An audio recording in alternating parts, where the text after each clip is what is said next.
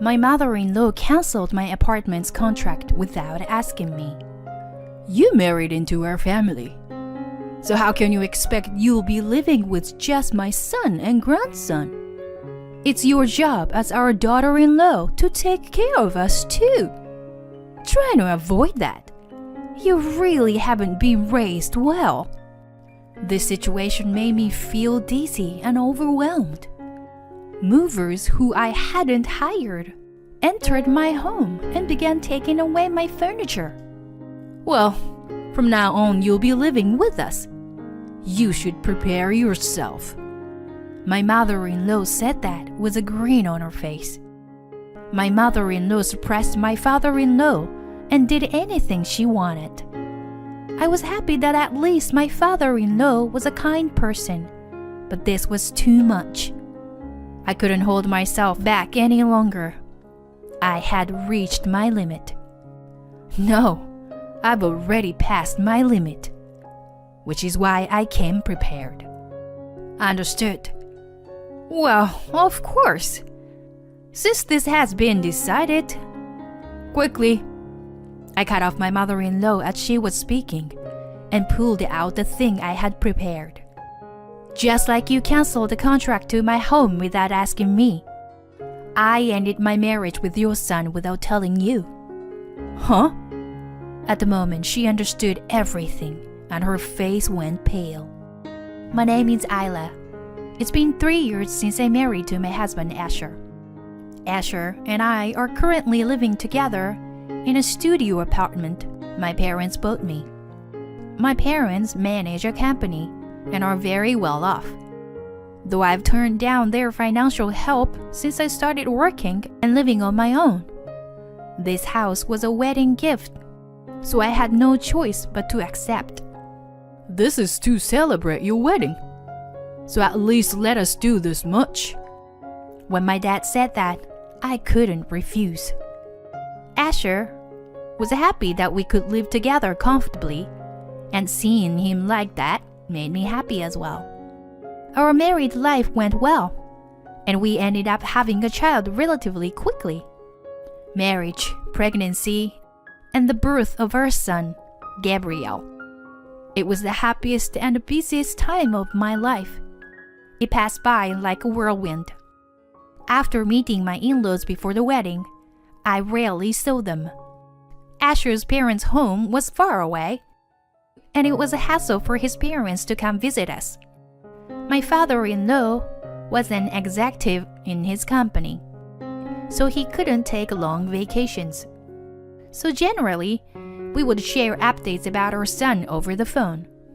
Even though we can see you over video calls, it's lonely not having you visit in person. My mother-in-law said that every time we spoke over video call. I wanted to visit them occasionally, but I had so much to do. And since her son was so young, I was worried about traveling a long distance with him. I also still wasn't fully recuperated from giving birth. All I could do was let out a dry laugh and apologize. Days and months passed, and our son turned 3 years old. I still can't keep my eyes off him, but he's grown up to be a very good boy. And he even helps me out sometimes. Around that time, my mother-in-law began visiting us more often. Until now, she had said she couldn't visit because my father-in-law couldn't take vacations. So I wondered how and why she started visiting more often now. At first, she would only come once every few months. But she started visiting us more and more, to the point she was at our home every week. I've made a new friend recently. They drive me to here, my mother-in-law said, handing a new toy to Gabriel. Asher's father isn't with you? He's really busy. Even today he's working. My mother-in-law didn't seem to care much as she answered. Since Gabriel has gotten bigger, why don't you come over to our house? As a wife, it's your job to visit us. My mother-in-law spoke to me spitefully as she hugged Gabriel. But even if he's gotten bigger, He's still only 3 years old. He hasn't had much experience traveling long distances, and I'm still teaching him manners and how to act outside our house. Asher is also busy with work, and it's hard fitting a trip into his schedule. I'm sure Asher had spoken to his mother about this, but she just wanted to be mean to me. Even when Gabriel was a baby, you would just let us see him over video calls. It was so sad. My neighbors are all looking forward to meeting Gabriel. My mother-in-law looked across the room and let out a sigh. I wonder if living in this fancy house is what makes you feel like you are so important. I would never know how to react when she said this. Gabriel has also said he doesn't like his grandma much. I'm sure he could feel that his grandma was mean to me, even if he couldn't understand what she was saying. She started visiting us so often that it felt like a problem. I asked Asher to talk to her about it. Suddenly, shortly after, we got a call that Asher's father had collapsed. Asher quickly took time off, and we headed to his parents' house together. Your dad suddenly collapsed while he was working. We went to the hospital and took some tests, and it seems it's nothing life-threatening.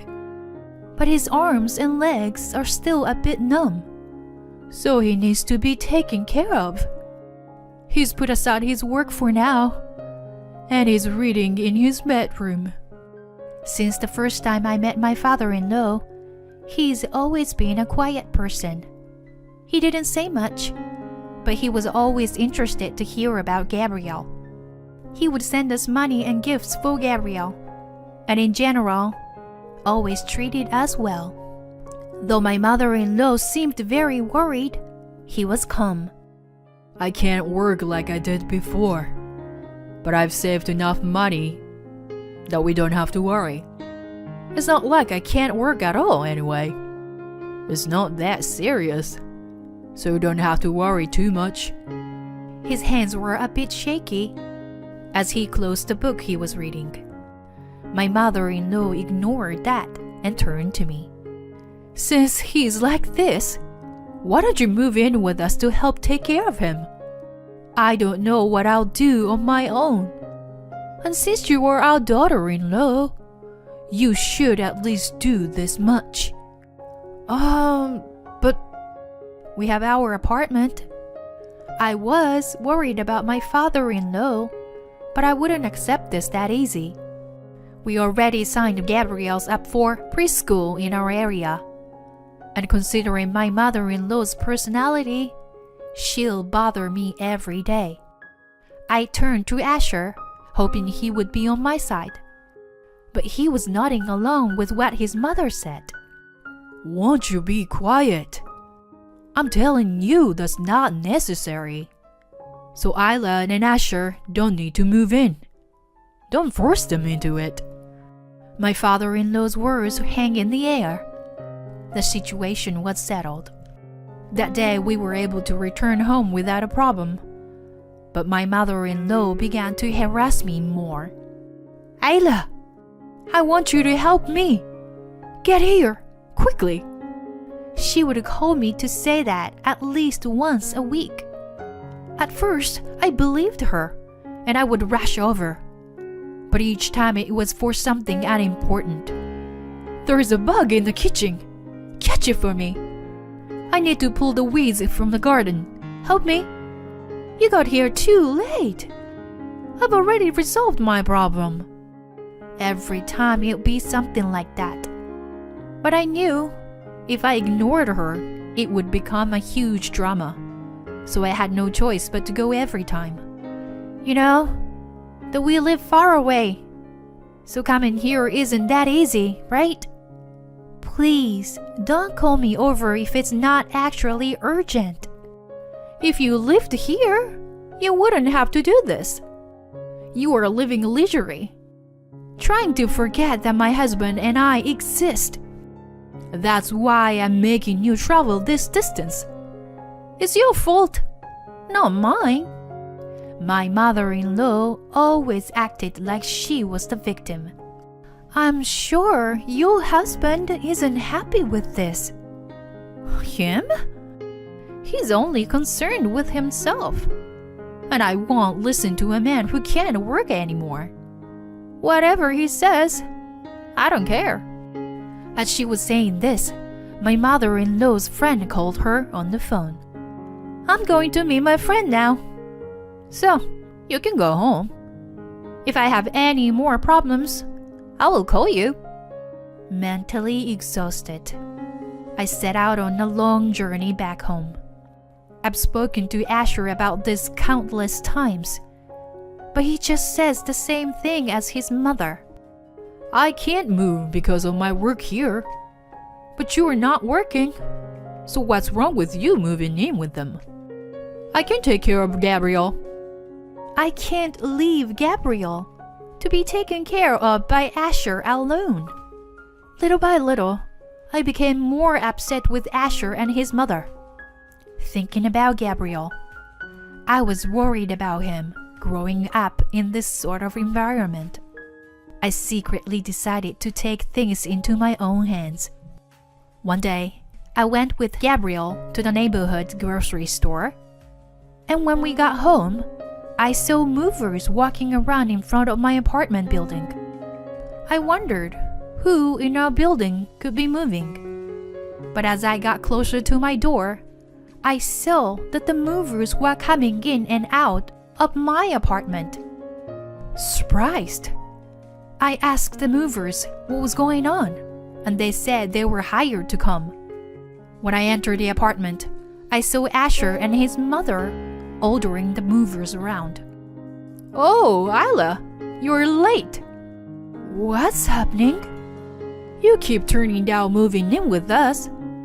So I came here to get you. I was full of anger, but my mother-in-law looked at me with a smile. It's your fault not listening to what I say.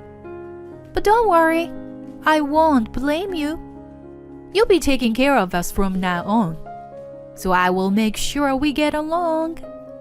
I decided talking would get me nowhere with my mother-in-law, so I glared at Asher.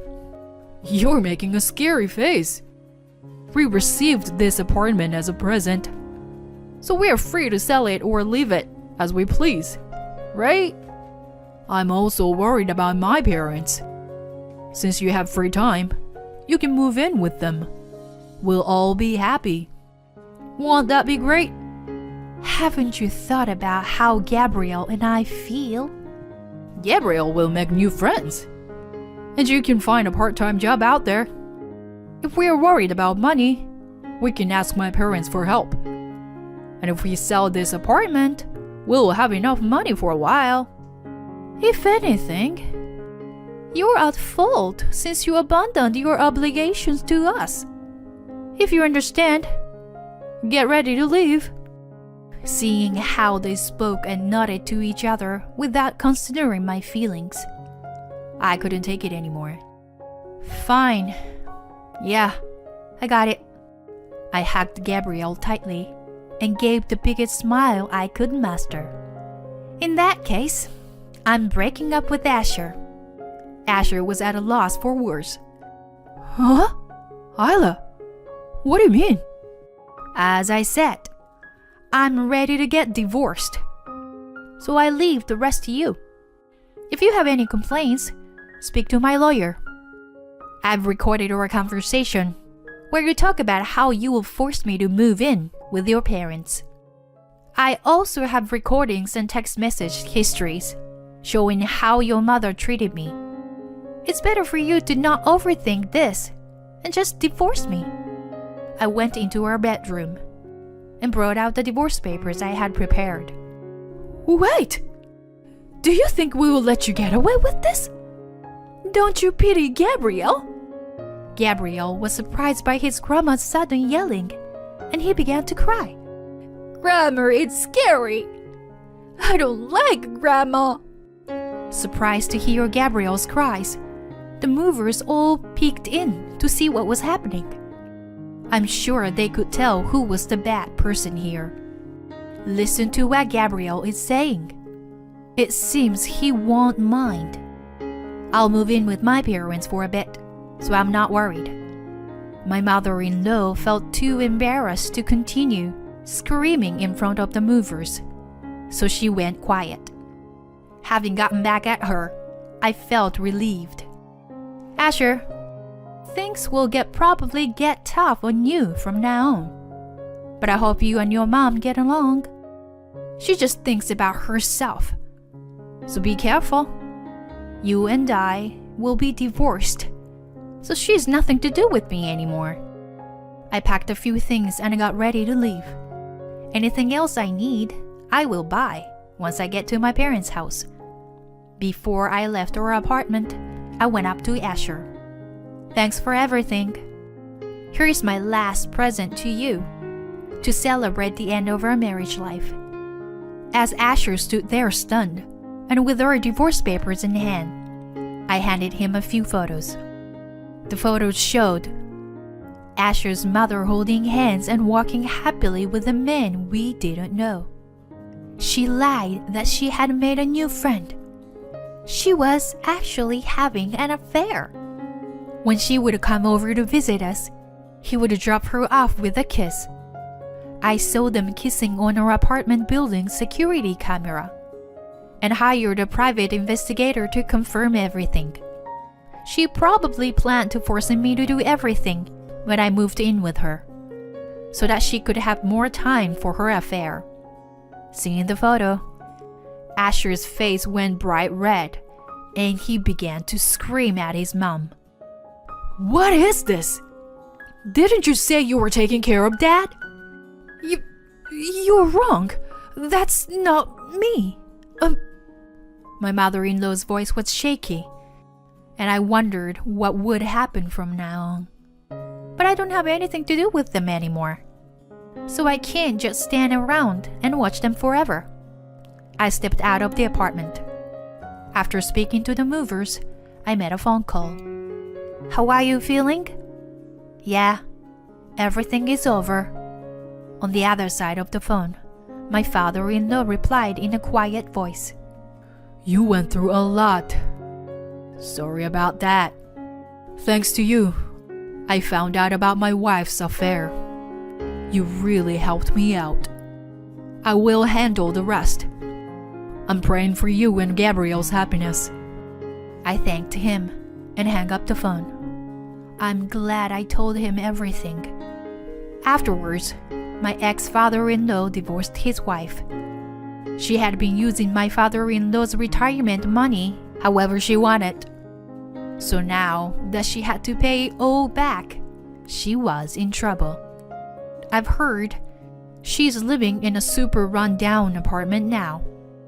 Even though she is old and her body is weak, she has had to take multiple part-time jobs to pay off her debts. Since she no longer has time or money, her lover abandoned her, and she is living a lonely life. I heard all this from Asher. He regretted always being on his mom's side, and he called me to beg me to get back together with him.